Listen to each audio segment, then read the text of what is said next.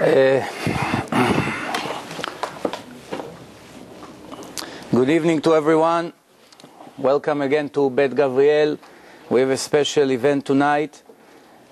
And as I spoke to the guests that we have here tonight, we just met a few minutes before the lecture and try to plan the way we will do the debate, or the argument I should say, about searching for the truth, proving the truth.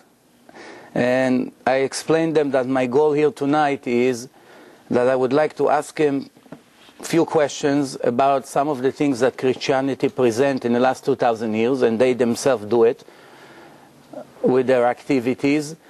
And I would like first, the guest, his name is Danny, right? Danny? Yes. Danny, I would like him to first present himself because we do not know that much about him, so we'll give him a few moments to explain who he is, and then I'll take it from there. Okay, thank you, Joseph. It's really a pleasure to be here tonight and to have this opportunity to speak in front of you. And I only wish that our churches would have this type of attendance in the middle of the week. That's a testimony to the fact that you all are concerned about truth. And I think that's great. And I think that's something that we can share, that we are concerned about truth. We're not just concerned about how we feel when we wake up in the morning.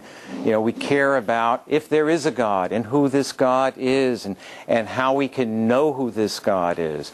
So I just applaud you that you are concerned about these things, and that you're wanting to hear the questions and answers that we both have. I teach at a school in Midtown Manhattan called the New York School of the Bible. I'm not a pastor. But I've been a seeker after truth for many years, and that truth led me to believe in Jesus Christ. Sometimes he's called Yeshua HaMashiach, so as not to be offensive to Jewish ears. And I was searching for truth for many years, and it wasn't until I became a farmer and I had a chainsaw injury, and we lived way at the end of a dead-end road, and the chainsaw bucked back and hit me in the head, and I lifted my hands up to see if I still had a skull left. And when I lifted my hands up, I saw that my wrist was half cut off and the blood was just gushing out. Well, to leave out a lot of details, I was laying in a pool of blood, and suddenly I realized I wasn't alone. I knew, as clearly as I know that you're sitting here, I knew that God was there. And I was filled with such a love and such a joy and such a peace. I knew that what was most important for me at that point was to find out who this God is. And I was always the biggest skeptic in the world, and I always needed proof.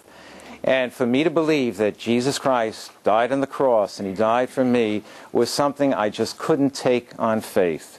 To me, the idea of faith was just unacceptable.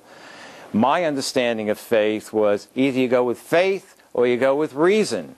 And I wasn't about to go with faith. So it took me a long time of searching before I became convinced that the one with whom I had had that encounter was in fact the Messiah. Thank you. Okay. Thank you very much. I would like to start with a short introduction before I start with the questions that I have. As some of us know, and those who don't know will find out now, we have three main religions today in the world. It's Judaism, Christianity, and Islam. The chronological order is that the Torah was given to the Jewish nation 3,318 years in Mount Sinai in front of millions of Jews that accepted the Torah from God. Christianity is approximately 2,000 years old. The story of Jesus, as our friend just mentioned to us, is 2,000 years old, and the New Testament is approximately a little bit after, close to 2,000 years old, and Islam is just less than 1,400 years old. Today in the world, after Judaism was given in public in front of millions of people, we have more than 80,000 religions and cults started after Judaism were founded. Just in United States alone, you have more than 10,000 religions in United States alone, and cults. Of course, when a normal human being is seeking for the truth, he doesn't have time in 70, 80 years that he lives here to search every cult that starts every Monday and Thursday, right? So obviously, we tonight will try to answer and to ask some of the questions that Christians prove and try to prove to Jews. I would like to debate it. But before I start, I would like to set some rules. And my friend will correct me if anything I say disagree. He has the permission to stop me right there and to correct based on his opinion and understanding at any time. But we are not interested in believing. We are interested in knowing. Comes the Torah never referred to the Jew to become a believer. Yes, it's mentioned in some places that you have to believe in God, of course. But for those of you who came to the lecture that I gave here in the past few years, I have all the sources. If anybody has questions, I will give you the sources. The Torah referred to us and it gave us an obligation to know. You should know I'm your God. You should know I'm the master, there's no other. You should know there was no one before me and there will never be one other than me. Your eyes saw that I got you out of Egypt, and many, many other examples. The way of the arguments today is only based on scientific proof. Anything that me or my friend here will not be able to prove, it's worthless. Because to tell stories, I can start telling you stories from now until I'll be 70 years old. The question, do you want to believe me? It's your choice. We don't want to waste time on things that are open to questions. Only scientific, valid proof that leave no doubts. Like in math, 2 + 2 is 4, you prove it, it's no arguments. What you believe in has a big problem. In science, believing means not knowing. A scientist say, I believe that this medicine will help, nobody will take him serious. But if he say, we know after thousands of times that we checked and we saw the medicine always worked, then it's a proof. The difference between knowing and believing, it's a huge difference. We should know a very important part in history.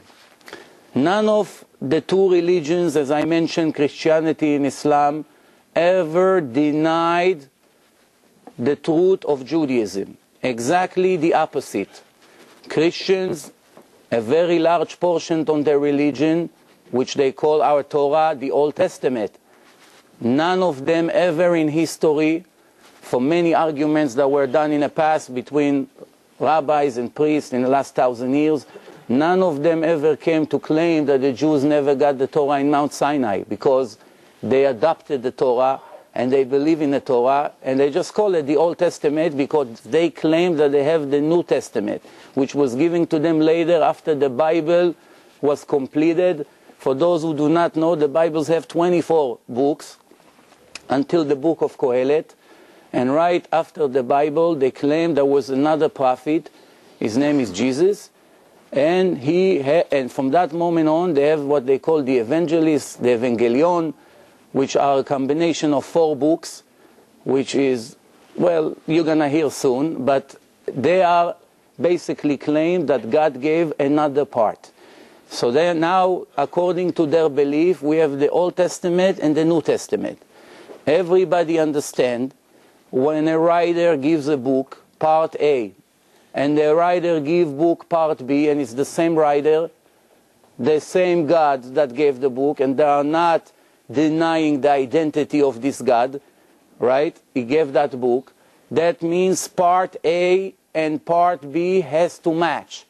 It cannot be that we will find in part B things that completely the opposite of part A, chronological order which is different, names of people that were changed for whatever reason, numbers that do not match the Old Testament, and so forth and so on, which I'm going to give some of these examples.